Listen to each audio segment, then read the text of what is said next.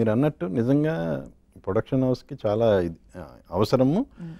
విశ్వ గారిని మిమ్మల్ని నమ్మి అంటే ఒక డెబ్యూ డైరెక్టర్‌కి అంటే హీరో బిజినెస్ రేంజ్‌ని మించి ఖర్చు పెట్టి అంటే బికాజ్ ఆఫ్ సబ్జెక్ట్. ఏంటి అంతగా ఆయన ఆ పర్టిక్యులర్ సబ్జెక్ట్‌లో మీరు చెప్పిన సబ్జెక్ట్‌లో ఆయనకి నచ్చిన అంశం ఏంటి అసలు? అది చాలా చిన్న పాయింట్ సార్, కానీ యూనిక్ పాయింట్ అది మన కథది.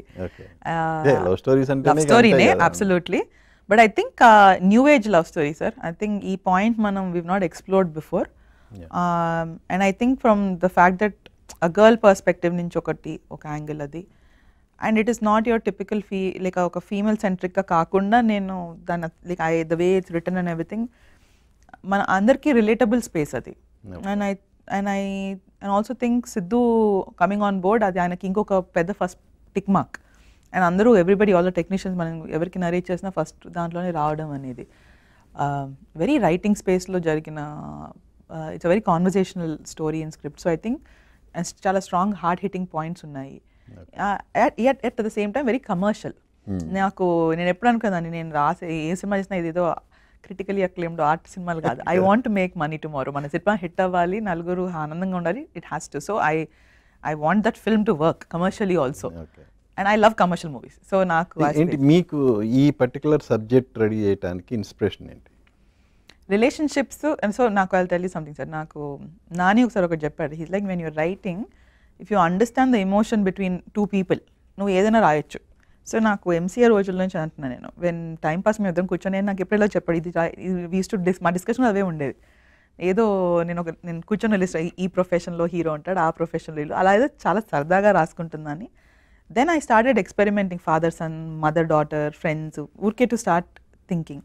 And I absolutely loved that concept of ఒక రిలేషన్షిప్ని ఎలా కాంప్లికేట్ చేసుకుని మనం ఎలా how do we work backwards, because human emotions are like that కదా మనకి. అండ్ అన్నీ చూసేసాం ఇప్పుడు, అన్ని లవ్ స్టోరీలు చూసినవే, end of the day boy girl ఇవే ఈక్వేషన్లు. కానీ ఆ ఉన్న స్పేస్లో ఒక కొత్త ప్రాబ్లం ఏంటి, ఆ కొత్త ప్రాబ్లంకి సొల్యూషన్ ఏంటి, ఆ సొల్యూషన్ని మనం ఎలా అప్రోచ్ అవ్వగలుగుతాం, అంటే ఎక్స్పెక్ట్ చేసిన సొల్యూషనా, దాన్ని కొత్తగా ఇంకెలా చూపించగలుగుతాం. దాని రెండు మళ్ళీ తేడా కొట్టింది అనుకో ఆడియన్స్ తిట్టుకుంటారు, నచ్చితే అనుకో అరే వెరీ కూల్ ఐడియా అనుకుంటారు. సో ఆ రిస్క్ మనం థియేటర్లో తీసుకుంటున్నాం దాన్ని.